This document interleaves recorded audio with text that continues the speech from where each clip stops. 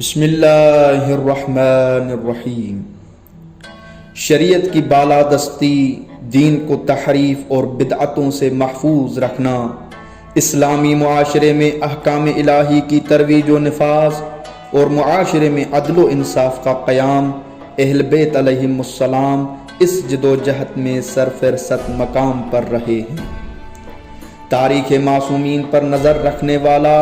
اور معصومین کے اقوال و فرامین کا مطالعہ کرنے والا ہر فرد اس حقیقت سے آشنا ہے۔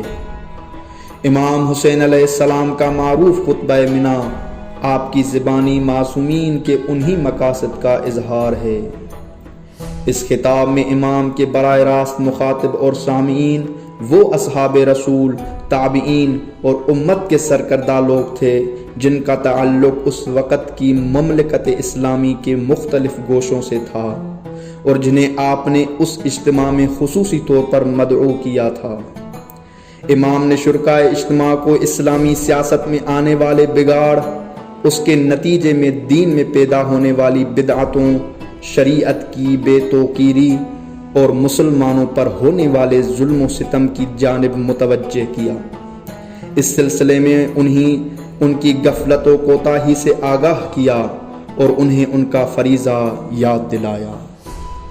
یوں تو امام کے اس خطاب کو 1400 سال گزر چکے ہیں، لیکن اس کا مطالعہ کرتے ہوئے محسوس ہوتا ہے کہ امام 58 ہجری میں میدان منا میں کھڑے ہو کر آج کے مسلمانوں سے مخاطب ہیں۔ آپ کی نگاہوں کے سامنے آج کے اسلامی معاشروں کے سیاسی اور سماجی حالات ہیں،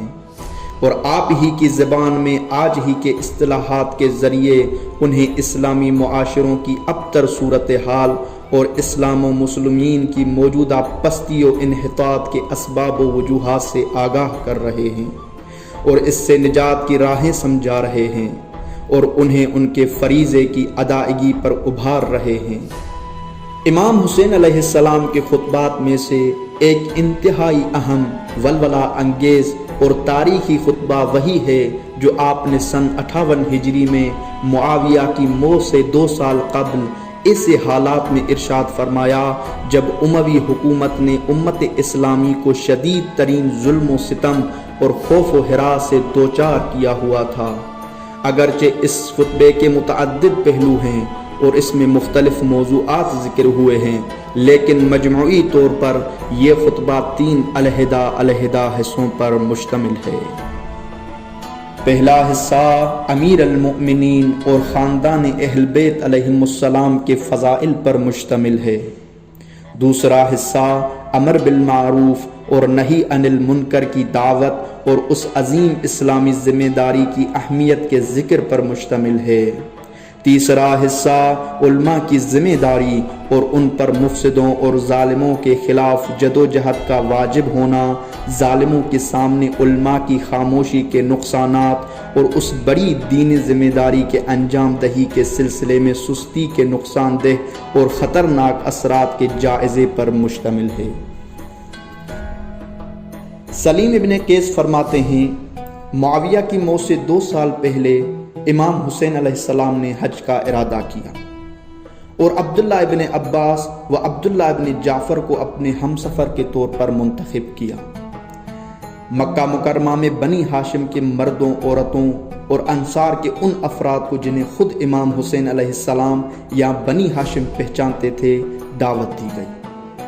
اور ان افراد کو یہ ذمہ داری سونپی گئی کہ وہ صحابہ کرام اور تابعین میں سے صالح اور ذمہ دار افراد کو منا میں منعقد ہونے والے جلسے کی دعوت دیں، اور جب یہ افراد جن کی تعداد 1000 سے زیادہ تھی اور جن میں سے اکثر تابعین میں سے تھے، اصحاب پیغمبر صلی اللہ علیہ وآلہ وسلم سے تقریباً 200 افراد تھے، منا میں امام حسین کے خیمے میں جمع ہو گئے، تو امام حسین علیہ السلام نے خداوند متعال کی حمد و ثنا کے بعد اپنی سخن کا آغاز کیا۔